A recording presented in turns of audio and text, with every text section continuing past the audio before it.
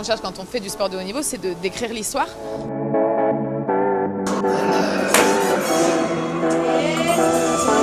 Pour tout sportif, c'est le plus grand rêve et c'est la plus grande compétition. Pas du tout synchro, Laura, t'es en retard tout le temps. Je suis sûre qu'on va faire un truc énorme, vraiment marquer les esprits dès aujourd'hui pour la qualif, parce que c'est Tokyo.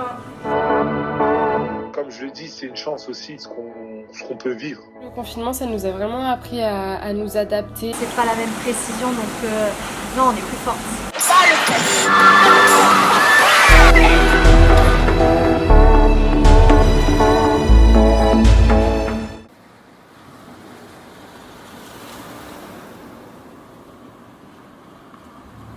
C'est une reprise un peu hors norme.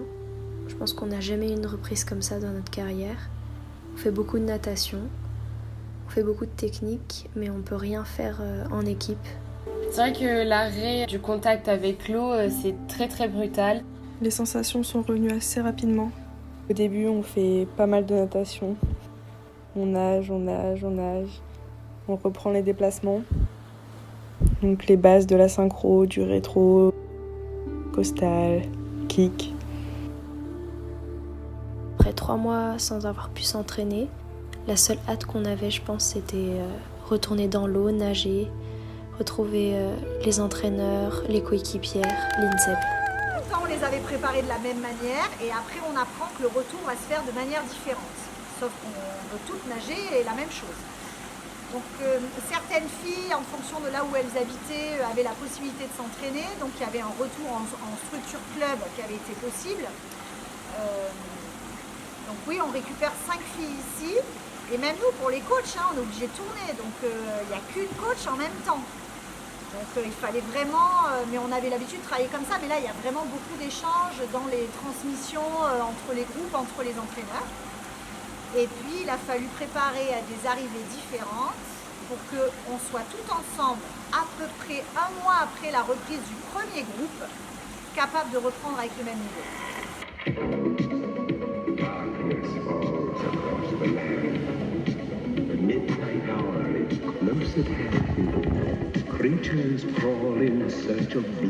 Sur l'équipe libre, on a quand même changé toute la dernière musique. Même pratiquement le dernier tiers du ballet, on a quasiment tout changé. Donc je pense que il y avait besoin de changement en fait. Il y avait besoin de repartir sur des nouvelles bases, de repartir sur une page vierge, quoi. Et le fait de changer d'équipe tech et de changer beaucoup de choses dans l'équipe libre font qu'on a l'impression d'avoir réentamé une saison et recommencer des ballets, recommencer à monter des ballets en tout cas. Ça apporte une nouveauté dans cette deuxième prépa olympique. De toute façon, ça n'aurait pas, je pense, marché de faire un copier-coller de ce qu'on avait fait l'année d'avant, ni dans l'organisation, ni dans les chorégraphies. Et donc, ça a permis de, si tu veux, ça matérialise le fait de tirer parti de la situation. Il y a un truc qu'on a dans le libre, qu'on n'a pas dans le tech, machin, ok. Est-ce qu'on ne changerait pas la musique? Ça, c'est Julie qui pose la question. Et là, je fais waouh, on est en octobre, t'es sûr là, va falloir y aller. Bon, après, ça allait très très vite, hein. La piste, ok, on part là-dessus. Il a fallu se bouger pour proposer un montage et essayer de garder quand même des choses pour ne pas perdre de temps. Parce que monter une nouvelle chorégraphie, c'est compliqué. Et on l'a vu l'année d'avant, ça demande du temps. Donc, et même si on a été confinés, on a le temps, mais on n'en a pas tant que ça non plus, quoi. Faut pas s'emballer. Moi, ce qui me dérange, c'est que il y a des trucs qui sortent qu'on n'a pas vu de la matinée. C'est-à-dire que vous n'arrivez pas à profiter de votre entraînement pour construire un truc sur votre entier. Voilà, c'est ça qui est gênant. Et ça, j'arrive pas à comprendre pourquoi. Alors, le seul truc pour moi que vous avez rentabilisé ce matin, c'est faire monter votre niveau d'énergie, ça c'est sûr. Et la cascade, je parle d'en face, je ne l'ai pas vue d'ici.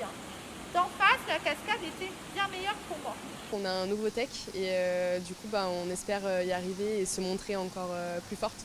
Et montrer qu'on a vachement progressé dans cette choré du coup qui nous correspond bien et nous voir forte, quoi. 1, 2, 3, 4, 5, 6, 7, 8. 1, 2, 3, 4, 5, 6, 7, 8. 1, 2, 3, 4. Non, Charlotte. ça aurait été, je trouve, ne pas apprécier la valeur de la progression des filles que d'arriver avec la même chose. Alors qu'à un moment donné, les filles, on les nourrit, faut les nourrir. Tu vois, un athlète de haut niveau, c'est ça, tu lui donnes à manger, quoi. Et c'est comme ça que lui, il prend tout ça et puis il fait sa performance. Je ne suis pas sûre que si on n'avait pas nourri les athlètes avec de la nouveauté, avec plus de challenge encore, oui, parce que tout ça, c'est des challenges. Est-ce que la performance à la fin aurait peut-être été au carré, peut-être plus? Mais est-ce qu'il y aurait eu ce truc qui te donne la rage quand tu as envie de défendre ton truc, quoi, tu vois, et là, ça va être le cas. Petit. Mieux ça.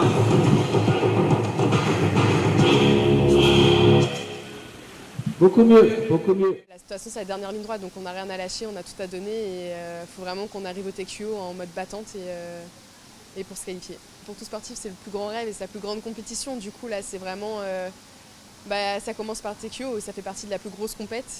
Puis après, les Jeux, où ça finit en apothéose. Donc, là, c'est vraiment les plus grosses compètes de notre vie. Et sachant qu'on n'a pas fait de compète depuis 1 an, là, on arrive direct sur la grosse compète. Du coup, il faut vraiment qu'on y aille à fond. La France n'a pas été qualifiée depuis 20 ans, donc c'est aussi en quelque sorte qu'on cherche quand on fait du sport de haut niveau, c'est d'écrire l'histoire et de voir marquer un petit peu le sport qu'on pratique. Et je pense qu'en se qualifiant, là, toutes les filles qui vont participer à ça s'inscrivent dans cette histoire-là. C'est pas la même qualité de nage, c'est pas la même force, c'est pas la même précision, donc non, on est plus forte. On est plus forte. Mais il y a cette incertitude d'arrêt de compète pendant plus d'1 an, et ça...